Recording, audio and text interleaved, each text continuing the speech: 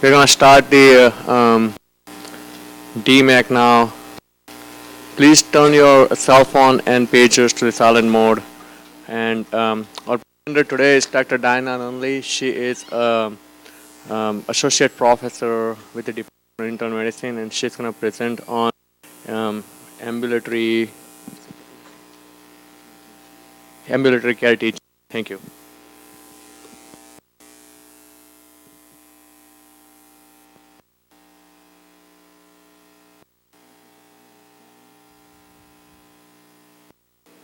Thank you for coming this morning. First of all, I'd like to start out with my disclosure slide to make sure we get that out of the way. This morning we're going to be talking about learning and teaching in the ambulatory care setting. With fear of dating myself, I'd like to start out by stating that in the last 30 years since I was a medical student that much has changed in medical education. It wasn't unusual as a medical student for me to spend significant amounts of time in the library looking at textbooks and doing literature searches. But with the advent of electronic media and technology, it's commonplace today for us to be participating in web-based interactive discussions. So again, there's been a lot of change in the way that we're actually getting the dissemination of medical information, but there's not been a lot of change in the last 30 years in the way we actually look at the acquisition of the clinical skills and attributes that go along with the apprenticeship of becoming a physician. When we look at the way this has been disseminated through the years, it's one of observation, followed by experiential learning, and then one of progressive acquisition of skills to one is actually supervising others. For some of you, they may recognize this in the paraphrased version of see one, do one, teach one. I think most of us have heard it in the room. In ambulatory care, it's important that we remember that we are all learners, that we are continually learning every day from our patients and from each other.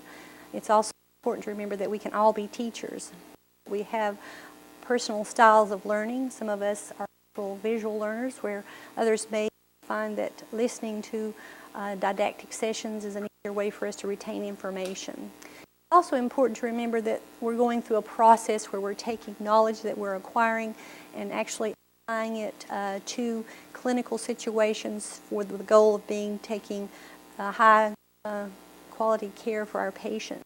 In previous levels of learning, we were acquiring knowledge with the end product being to take a test and to perform well and have a grade. It's important that we remember we're moving past that. We're moving to one of a different application of our knowledge to actually taking care of patients, which is our whole goal in medical education.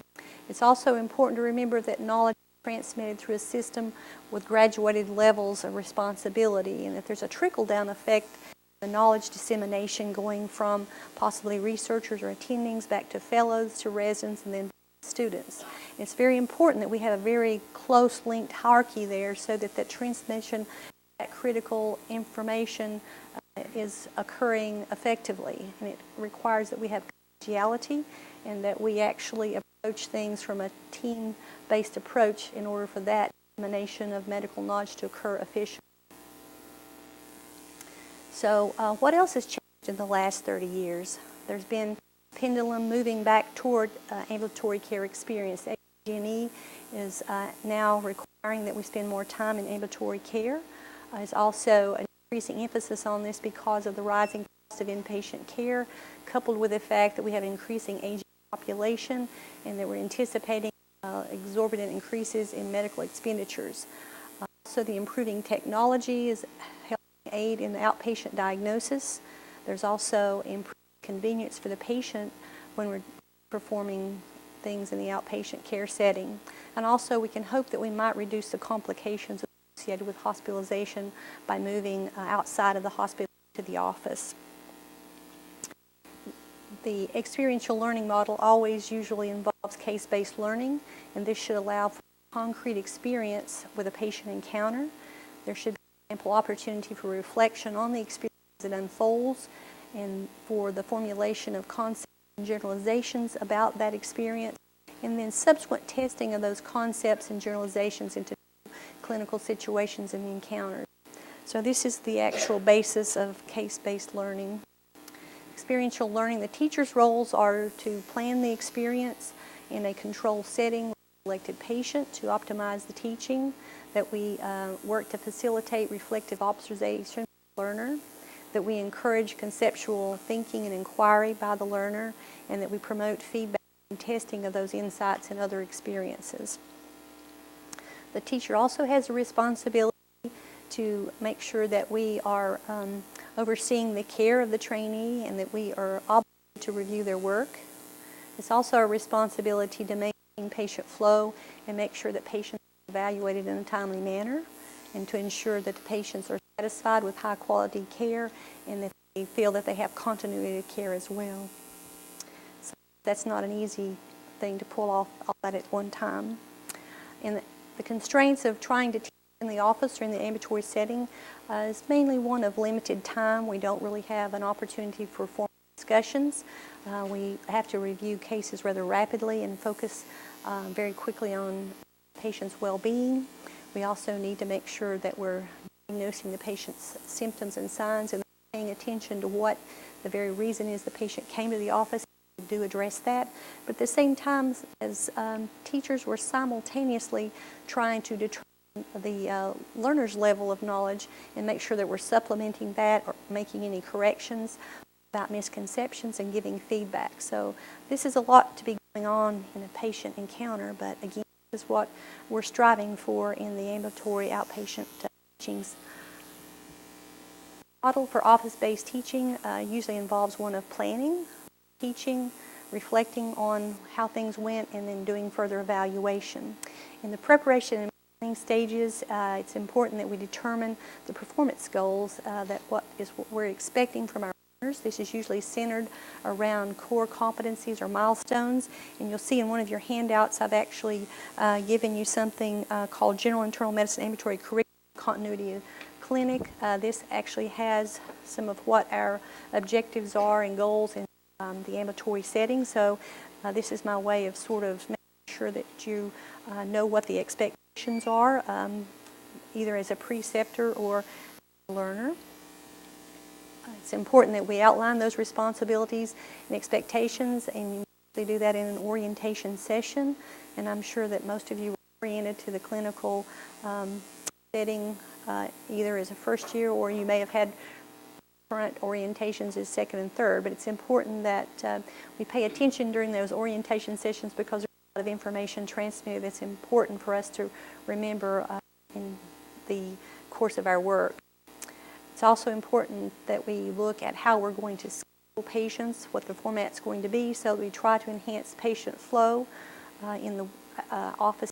We need to provide workspace for our learners, and we need to make sure that they have adequate training in the tools that they're going to use. And I guess the electronic medical record is probably the tool of the hour, and then it's requiring quite a bit of work for most of our learners to become familiar with all scripts and actually becoming proficient in its use, especially since they're only using it one day out of the week for several weeks before you can actually be proficient. You will require several clinics to feel that you're acquiring those skills. It's also important that we address patient expectations, that our patients understand when they're coming to the office that they're probably going to be seeing more than one physician, that this may take a little longer than what they anticipate, and so they have actually budgeted their time they come, so they're not going to have expectations that don't actually meet the experience that they actually have when they get to the office, and that can avoid a lot of conflict. In the planning phase, it's also important that we remember that we're trying to create a climate of learning. We want to make sure it's a safe learning environment. We want to create the atmosphere by making sure that we have attendings and teachers who are enthusiastic, are able to offer encouragement to the learner. It's also important that we have our nurses buy into the teaching process, and found that one of the best ways to do that is to actually get them involved in a huddle where they actually have an opportunity to meet the preceptor and the learner and discuss the patient with a priming type of activity, where they may say, this patient is here today with complaint of sore throat, or at least outline what the patient's visit is about. There may be also some training that occurs from the nurse or by the preceptor to say, this patient is coming with chest pain. I want you to go in the room, do a history directed toward the chest pain, a abbreviated physical toward that complaint, and come back out in 15 minutes and we'll discuss the patient. We're sort of giving the learner some guidelines about how much time we think they need in the room and what they need to be focusing on. And sometimes it's important because they could go into a room and there could be someone in there with a list of questions about 20 long, and that they could get caught up in trying to address all of that. And that could, cause a patient to be in the room for maybe an hour before they even came out, which would not be very good for efficient use of time in the office. So it's important that we be aware of that, and a huddle is sometimes the best way to sort of put those expectations out there on the front end. It's also important that we remember that the learner also has an influence on the learning environment, and many times what I see happening is that there's this torn obligation to their ambulatory clinic and seeing patients there, just being very rushed and hurried and trying to get back to the clinical inpatient obligations we have. So many times we have learners approaching us and say, well, it doesn't look like there's too much going on here in the clinic today. I'm really got some really sick patients at the hospital, and could I sort of leave earlier? Can I get out of here? And it's sort of like don't understand the importance of what's going on in the office, and maybe a little uncomfortable with it. There's a lot of different things going on in the hospital. It's sort of a hurried pace of activity. We're very comfortable with that because we've got much more experience in it. So it's natural that we want to gravitate back to where there's more action, more things going on, and we're more comfortable. But it's very important also that we remember that there's skills that we have to obtain in the ambulatory care setting that are very unique and different from inpatient skills. We also need to make sure that we're maintaining control of our teaching setting, because there is an intense pressure for the efficient use of time. We want to make sure that throughout the time in the clinic we're communicating our goals and our expectations, and reorienting and continuing to give an overview of what we expect to be happening there. When we begin to teach, it's important that we think about what it is that learners find valuable in their preceptor. In a survey of residents and medical students, some of the qualities that they felt were important, that the preceptor be able to model skillful interaction with patients, that they be a role model for desired behaviors and professionalism, that we involve the learner in the teaching process, we limit the number of teaching points. Sometimes we're overwhelming them with too much knowledge at the point that they're at. We need to make sure that we come away with maybe one general teaching for each case, so as not to confuse our goals. Also be very specific about feedback. Make sure that we identify a behavior or an action that we think is favorable, and that we follow that behavior to a positive outcome, and link those two together, and again be very timely, specific in our feedback. In case-based learning, it's important that we realize that there are preceptor activities that are going to be required of us. We're going to be having to role model. We're going to be doing certain types of questioning. The questioning could be that of factual question to find out more about the patient's physical exam or history. We could be asking questions that would be more toward broadening and what else could be going on with the patient, would be an example of that, or in justifying in what is it in the patient's history that causes you to believe that this is the correct diagnosis. So that would be asking them to justify their reasoning, making sure that we're trying to identify if they're having a problem where that actually lies, remembering that we are not only trying to diagnose the patient, but we're also trying to diagnose the learner's deficit or where they are in the process, make sure that we're helping them jump those hurdles. Also, we may be called on occasion to do some mini lecturing, but we want to make sure we're holding that to a minimum. Performing expert consultation is many times what we're actually wanting to do as our learners progress, that we're centering learning on them, and that they're going to actually be coming to us with a specific question.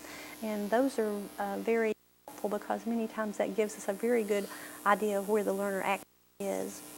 We also want to model problem solving, and I did give you a handout that's geared toward the way we think about diagnoses and how we get to that type of reasoning. And you might want to look at that in your free time. Also, we want to encourage self-directed and independent learning, and on occasion we may actually have to assign homework as teacher-directed independent learning tasks. The pitfalls of case-based learning can be sometimes there's a temptation by the preceptor or teacher to take over the case.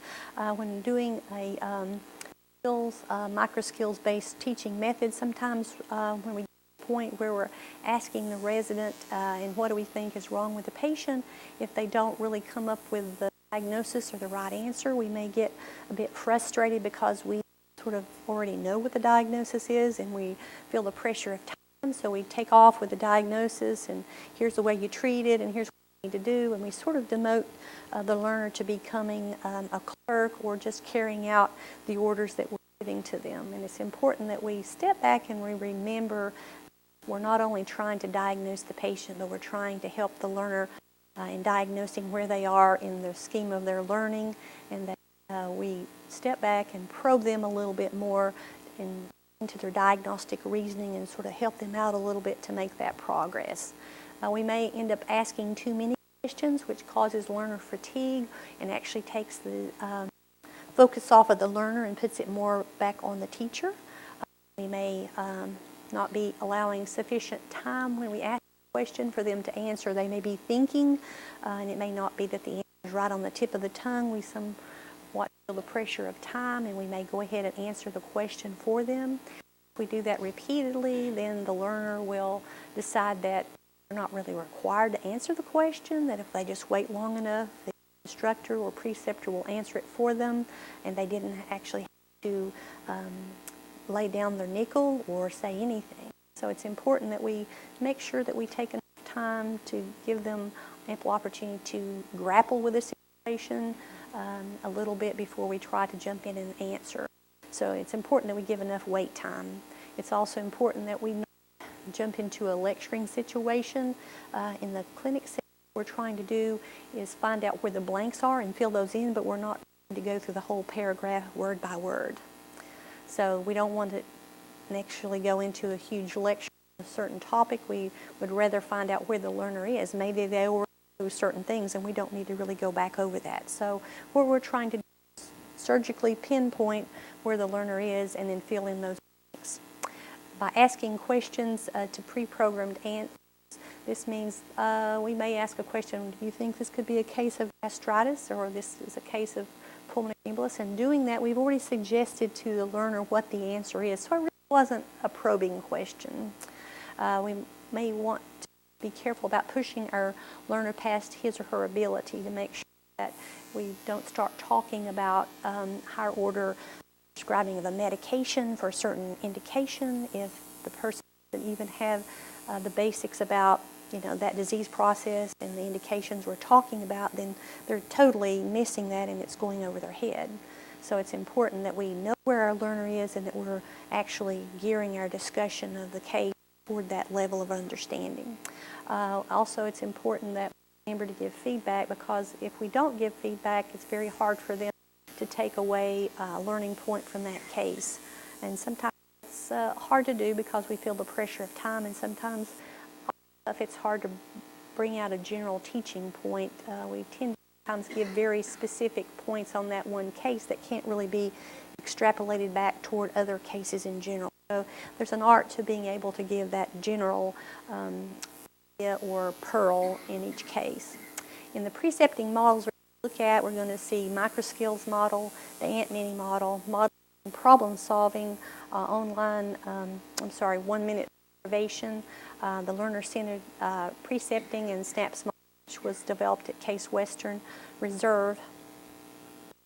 The microskills model involves there being a very brief overview of the patient's information, and we usually would like for the presentation to begin with possibly the patient's name, their age, whether this is a new or returning patient, the chief complaint, and possibly what the duration of the complaint would be. Those are the basic things that we sort of need to get started. At that point, the learner may have some idea what the diagnosis is, and at that point we're going to work to try to get them to make a commitment to what they think the most likely diagnosis is. If we can get that commitment, then we start to probe the learner as to why they think that is the diagnosis, what things in the history and physical and the reasoning support that as being the diagnosis that is most likely. And then if we can move past that, we can then begin to give a general teaching rule based on that case, and then move on to reinforcing something positive that the learner did in that situation.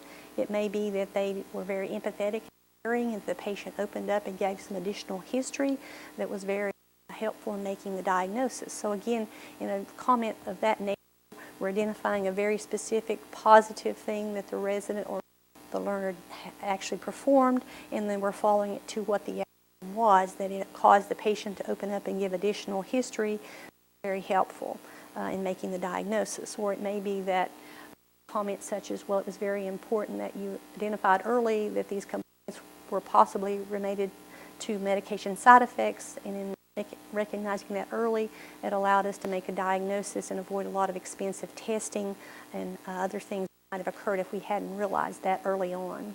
So again, take a specific thing that was done well and then follow it to the actual outcome that was positive for the patient. In correcting mistakes, it's important that we not necessarily label things as bad or terrible, or that we talk about it more as this could have been done a little bit better. Maybe next time we'll try to approach it a little bit differently and give some advice about how to handle that situation in the future. The microskills model is a very efficient model in the use of time. It helps the resident or the learner to arrive at a better diagnosis. You're actually having feedback built into the system.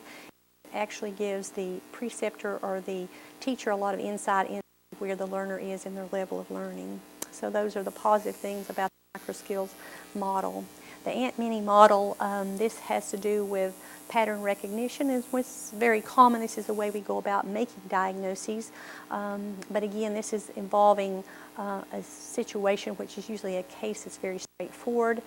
This can allow for very efficient use of a very short period of time. These are usually applying more to very common conditions. It might be one where we're dealing with a straightforward urinary tract infection, or maybe pharyngitis, something that is very easy for the learner to recognize. So if it looks like Aunt Minnie, it walks like Aunt Minnie, and it dresses like Aunt Minnie, it probably is Aunt Minnie, is where that little term comes from. And again, at that point, we don't have to spend so much time in deciding what the diagnosis is. We can spend our time on focusing on how to deal with the problem and then give more immediate feedback. This is something that can move very quickly. It's very efficient, and it has the feedback built into the system.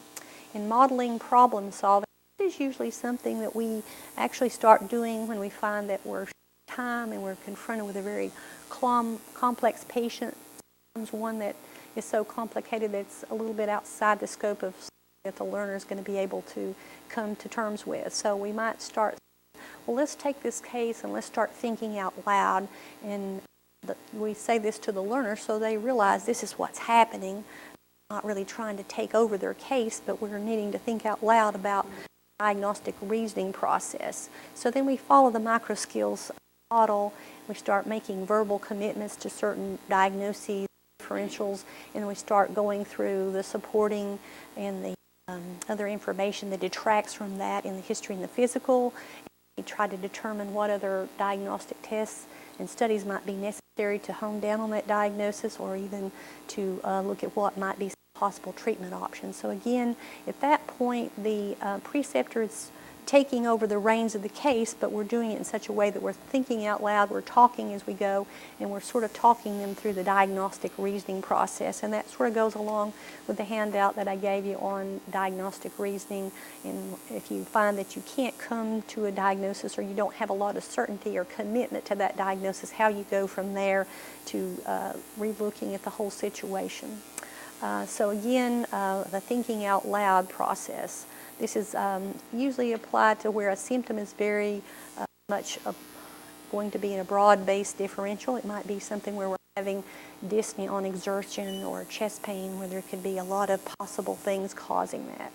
And again, in this situation, the learner a little more passive, so we don't like to do this unless it becomes necessary.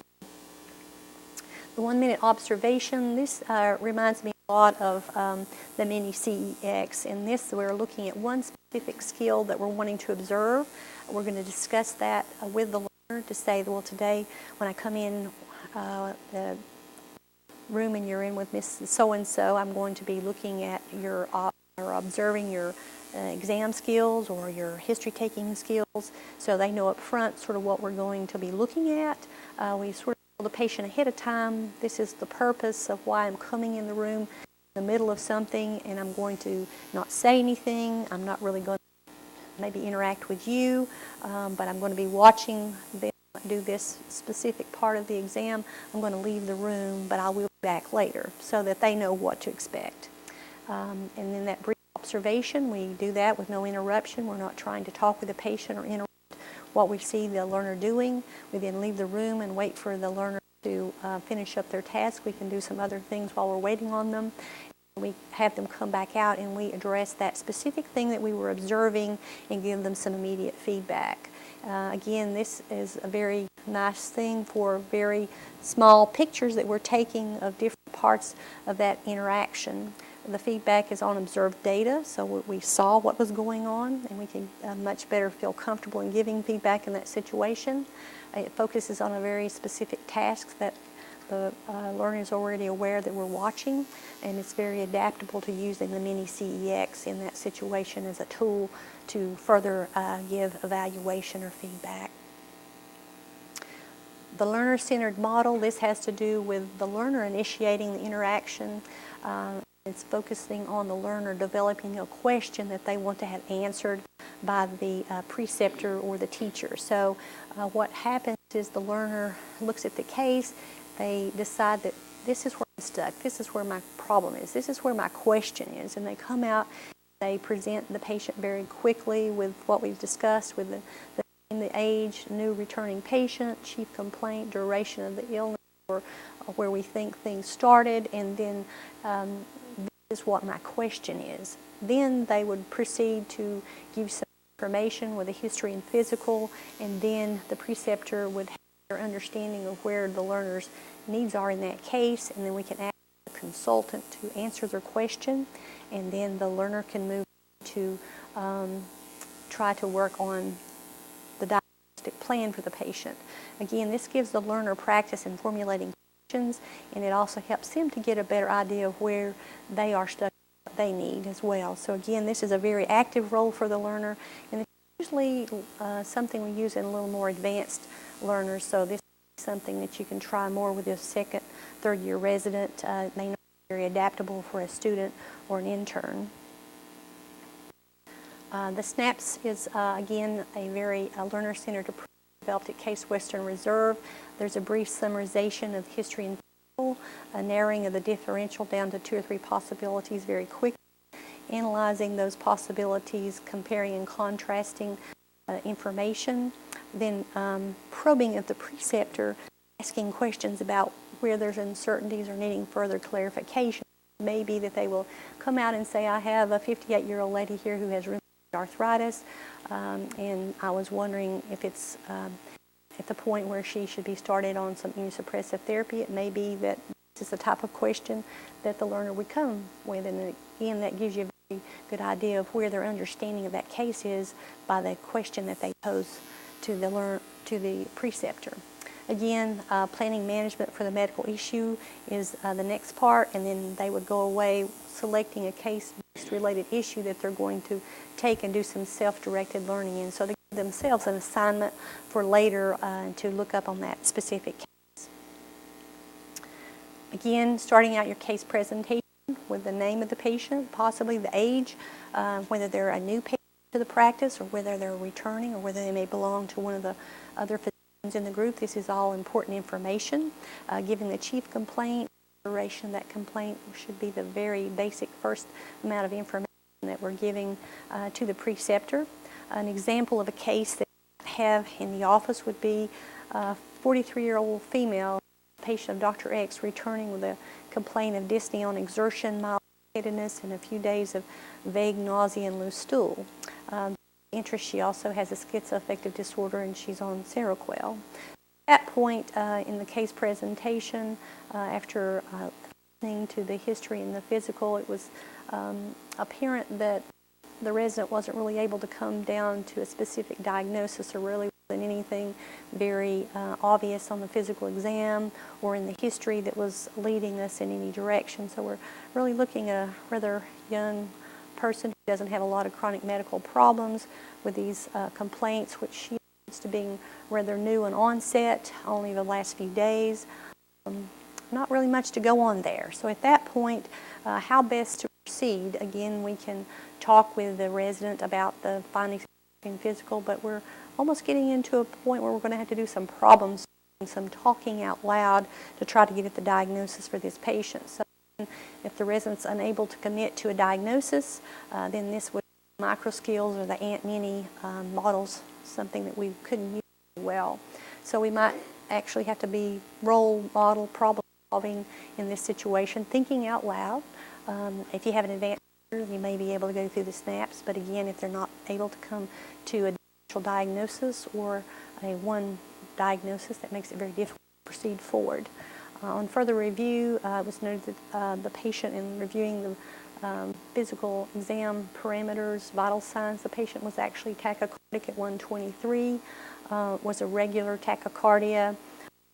This was on intake by the nurse in the room. The patient actually had some resolution of the tachycardia. The heart rate was more in the 80s, but in looking back at the information, the patient was also tachycardic on the prior visit, which was 3 to 4 weeks earlier. But at that point, the patient really wasn't complaining of these symptoms. So that was something interesting to note. The patient was normotensive. There was no evidence of any orthostasis. The O2 saturation was normal. The patient was in no distress. The lung exam was clear with no abnormalities appreciated. A cardiovascular exam, the patient had a regular rate and rhythm at that time. There was no murmur, and she was heme negative. So again, the only thing on physical exam was that she did have some varicosities in the right lower extremity, but she gave no history of any prior DVT, pulmonary embolus, hypercoagulable state. She really had given no other history that would be helpful. So at that point, we're confronted with what do we know, what are the symptoms, where do we go in our diagnostic reasoning. We're sort of talking through the problem solving that we go through with our learner. This patient has tachycardia, dyspnea on exertion, which seems to be episodic and really tied to tachycardia occurring with activity. Could there be volume depletion when the patient's standing up and moving? Is there some form of volume depletion? We've looked and the patient's blood pressure is normal. They're not orthostatic, so it doesn't seem highly likely. The mucous membranes look pretty normal. There's nothing in the history and physical to suggest any nausea, some nausea but no vomiting, no diarrhea, maybe a few loose stools, but nothing that you would think would cause a person to be extremely volume depleted. There was no hypoxia. The O2 sats were normal, but yet sounds like we're maybe dealing with a perfusional issue with this patient. Something's happening, the patient exerts themselves that causes them to feel short of breath. Well, could it be something that's not really organic? Maybe it's a functional problem that the patient's anxious, or but this patient has schizoaffective disorder and is taking Seroquel. So it's something to think about. Maybe this is something that the patient feels short of breath, but they're not really hypoxic because the O2 sats are normal. So at that point, we decided maybe we could be dealing with an episodic arrhythmia. Maybe this could be an occult PE. Maybe the patient could be having some transient myocardial ischemia in certain situations with activity. There was a family history of some artery disease in the family, but it tended to occur at an older age, and this was only 43 and was female and was not postmenopausal. The possibility that maybe medication that could be the tachycardia was brought into play, and then also whether the patient would be hyperthyroid, since there had been some loose stool, shortness of breath. That would be a possibility.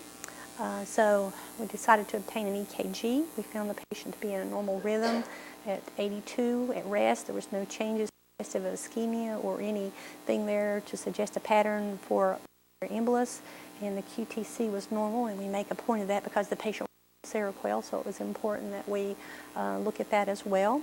At that point, we decide to do a CBC, some basic chemistry, assess volume and look for dehydration or any electrolyte issues. A D-dimer, because of the concerns of possible pulmonary embolus, though this was not highly suspicious case for this, we also decided to do a BNAP to assess, again, what the volume of the patient might be and if there could be any right heart strain causing symptoms of shortness of breath, and also a TSH question about the thyroid being a possibility. And if this was revealing, then we were going to move to a chest x-ray. So again, in that situation, it wasn't very many hours before the lab called and I had the answer as to what was wrong with the patient.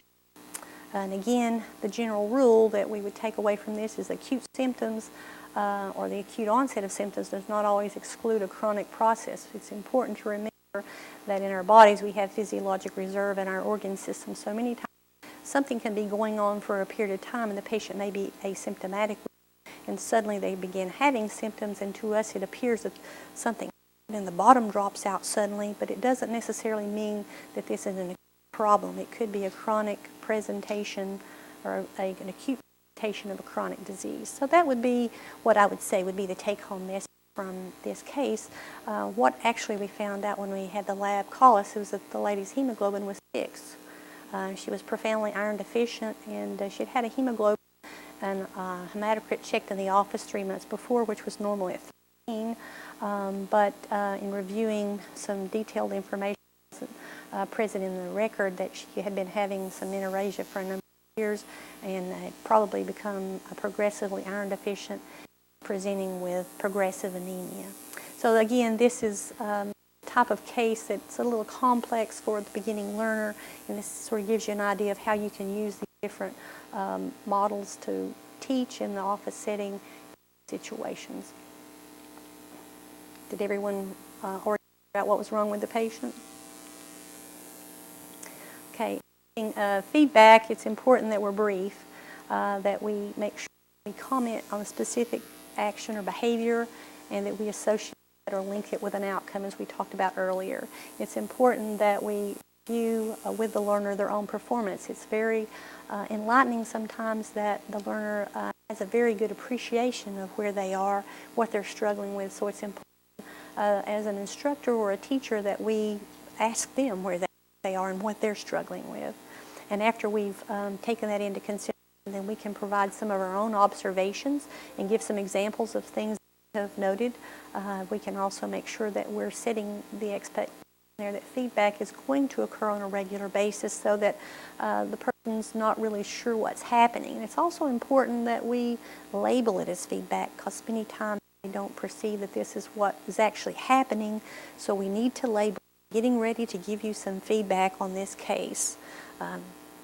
Very straightforward, but again, it's important that we label our feedback so that they can say, oh yes, I did get some feedback. Focus on behaviors that can be changed. We're not really trying to talk about somebody's personality here. We're talking about behaviors that we can actually have some impact on and change. That we maybe feed a sandwich, which we talk about what's right, maybe what was not best, and maybe how we can do it a little bit better in the future. What are the barriers to feedback? Concerned that we might upset the learner, that we could say something that's going to cause them to take offense and that it might cripple them in the learning process. So we all sort of step around gingerly because we don't want to have that happen. But again, learners want feedback. That's the only way they're really going to be able to learn. We give them that very specific, structured feedback in a timely manner so that they can apply it to that clinical situation that's just occurred. Many times learners do not recall that they've been given feedback, so again, label it. Sometimes we tend to be a little too soft. We don't really package the critical component into that feedback, and it's very hard for the learner to take away from that what it is that they're supposed to do. Sometimes it's too general. We can say, well, good job, you did a good job today. Well, what do you do with that? That doesn't really give you anything to work with. So again, even with a very advanced learner, it's important we try to pinpoint something that we can ask them to work on, whether it be a skill or maybe if they're doing really great, everything, we can then move on to sort of a self-reflective type of evaluation where we're actually asking them to look past that specific case and look at that case in a very broad sense of how healthcare is delivered in the system. So again, we can always move on to the next step if the learner is ready. If you have someone who's really at the top of their game, and it's time to move on to reflection. Again, evaluation is different than feedback. Evaluation is a more formal process. It should involve a rating scale measuring the degree to which goals are being accomplished, mastered. We're determining competencies, strengths, and weaknesses. We're identifying areas for curriculum change in doing evaluation. We're also aiding in decisions regarding retention and promotion. We're maintaining accreditation for our institution. We're providing legal documentation and providing for timely remediation of our learners. So these are the goals of evaluation process. And it's important to remember that evaluation is just as important as teaching. We all sort of like to teach, but when it gets into evaluation, we're not real comfortable with that. It's difficult to really commit ourselves. And again, that's sort of the difficulty that our learner is dealing with in trying to commit to the diagnoses. So when it comes down to us diagnosing the learner, we're sort of reluctant to commit, just the way they're reluctant to commit to the patient's diagnosis. In preparing for evaluation, it's important that we again review the expectations we have for our learner and that we look at our evaluation form and that we know what it is on those forms so we can be thinking about it ahead of time. It's important that we review those expectations with the learner, that we describe the evaluation process, and I have done that for the residents in the review that we've handed out today. They should be able to see what our goals and objectives are, as well as how the work and how they're going to be evaluated. It's important that once we begin to teach, we observe what's going on, that we might make ourselves some notes so that when we get to the end of the evaluation process, we have some very specific things to go back and look at to help us jog our memory, to look at where we've had situations that we thought was very good or something that is current that the learner needs to work on. It's important that, again, we give feedback and we encourage the resident to be giving continued self-assessment, or our learner to continue to be looking at where they are. Schedule evaluation meeting, and then of course we need to assess not only the knowledge, but we need to assess the attitude of the resident or the learner, and we also need to assess skill levels. So again, we're looking at knowledge, attitude, and skill. Sometimes we find that it's difficult filling out these scaled evaluation forms. So Pangaro developed a model called the RIM evaluation, and this is nice because we can sort of all relate to this. It sort of looks at clinical situations of what actually our learners are doing, and we can sort of extrapolate that back into a developmental model of where they are in their development. So they may be a reporter, an interpreter, manager, or an educator. So we would hope that when we're looking at reporters, we are maybe dealing with first and second year medical students, and hope they move into their third year that they might be becoming more of an interpreter, looking at the facts and the history and physical and prioritizing a problem list and arriving at a broad diagnosis. So that's really where we would hope that our third year medical students are sort of grappling and working through, and again in the fourth year that this is something that they're moving toward. We would hope by the time we are looking at residents in the first and hopefully even fourth years, maybe individualizing the treatment plan for the patient and looking at treatment options and understanding that individualized care. Again, this is part and parcel of what we want the resident to be able to be doing. And as they progress in their training, we want them to be able to emphasizing evidence-based learning and teaching others and developing their analytical skills. And again, that's where we're looking at in the developmental model. Again, looking at acquisition of knowledge and moving toward the application of that knowledge. So again, we can't really talk about evaluation without using that little word of entrustment nowadays. So we talk about entrustable professional activities. I think everybody in the room probably has heard that by now. This again is with competency-based education, taking learners and we're looking at performance and we're moving them toward goals and objectives. We want them to be able to demonstrate knowledge, skills, and attitudes that are necessary for them to be entrusted with the sacred skill of taking care of patients. Again, we want them to be able to take the knowledge we're giving them and move it toward application. They're progressing from knowing to knowing how, to showing how, and then to actually doing.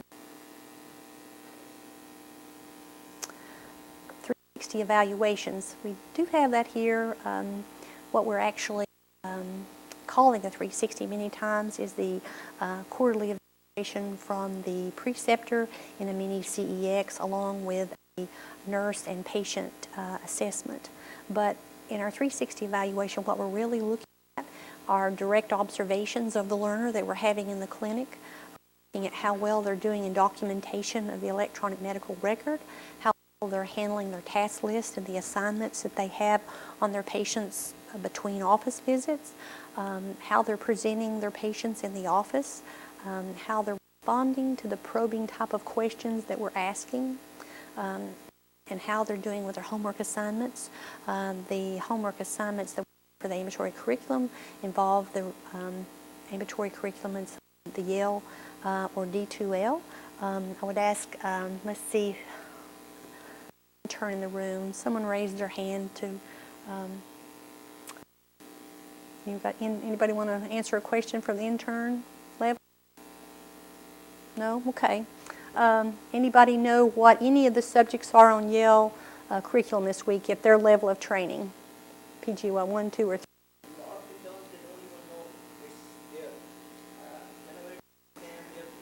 Well, it's not because they haven't got a handout about it.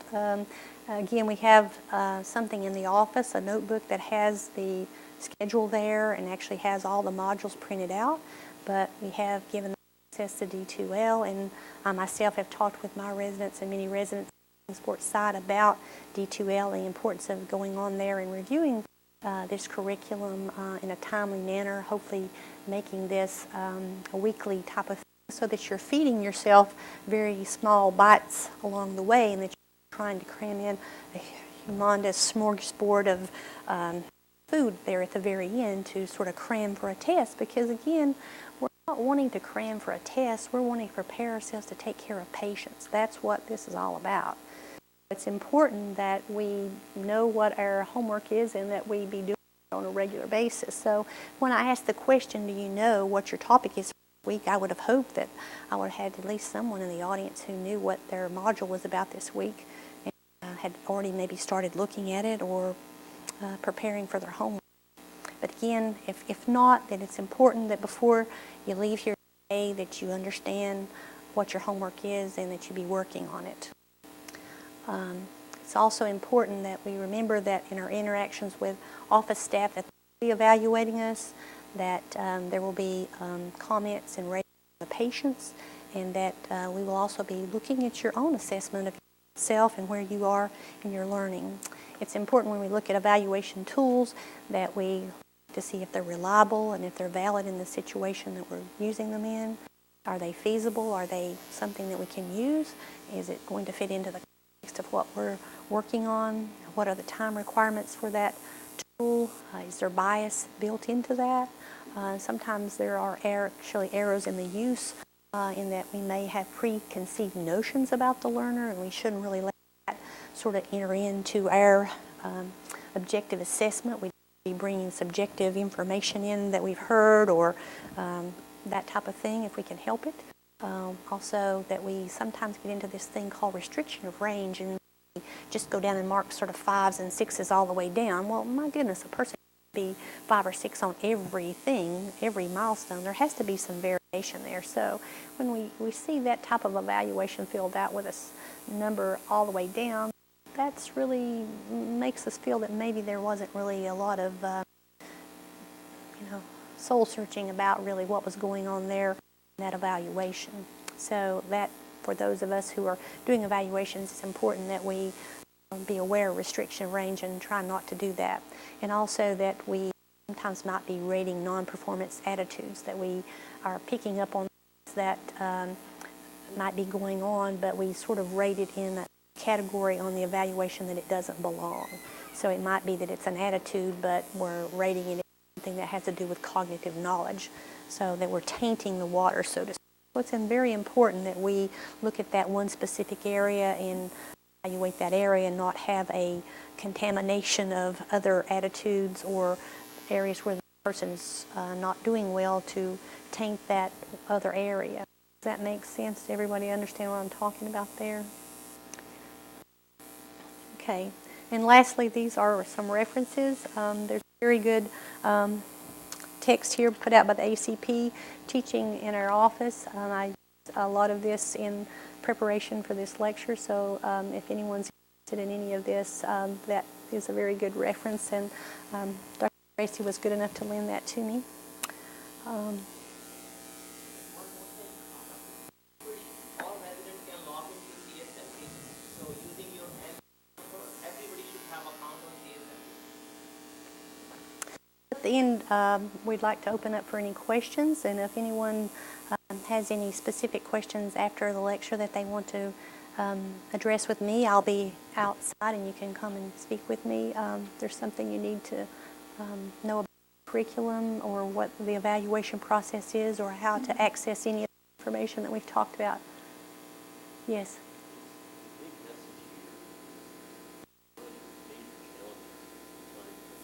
Exactly.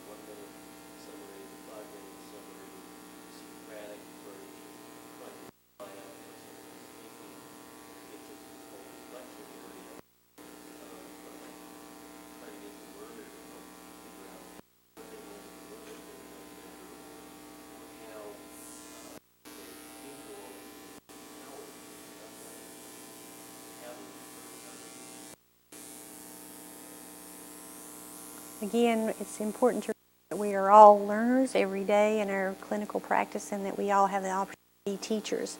So this is why this talk is pertinent to everyone in the room. It's also important that we realize that, again, many of us who've been doing it for a number of years may not be calling it the Aunt Minnie method or calling it problem solving, but we have developed these techniques. We may not have them in the formal type of model framework, but again, hopefully we all recognize some things that we do when teaching, and now we know sort of what they're called and the reasoning behind them. There were other things that we could have covered. There's discussions about teaching in the room or in front of the patient, and that's a time-saving technique, but also that takes some finesse in doing that and doing it well. So those are some things that I always look at. And then something that I find very helpful for me in the office is what we call dual teaching, where you actually go in and you're talking with the patient and the learner is actually in the room, and you may be talking about self-care to the patient or some type of thing that you want them to do as far as their medications or something as far as exercise, diet. And in doing that the learner is hearing what I'm telling the patient, I'm modeling that part of the encounter in front of them, so they're watching me do it with the patient or for the patient and seeing how I interact with the patient. So I find that that has helped save a lot of time because I'm actually allowing the learner to see this and learn at the same time I'm actually instructing the patient. So and, I'm sure many people have found that that's a very good way to take care of those things in the office setting and save some time. And again, presenting inside the room patient is another way. And again, you have to sort of select the right patient for that. Make sure they can hear well, because if a patient can't hear what's going on is being said, it's very problematic for them to hear a lot of going back and forth that they don't know what's being said. The one thing I would say is don't do this in the room with a patient who doesn't hear well. It doesn't usually go quite as you would hope. Anybody else have anything that they've used in their teaching that they feel is helpful they'd like to pass on? We have some people here who've been teaching for a number of years. Thought we might have some things that they would like to offer. If not, then we'll close.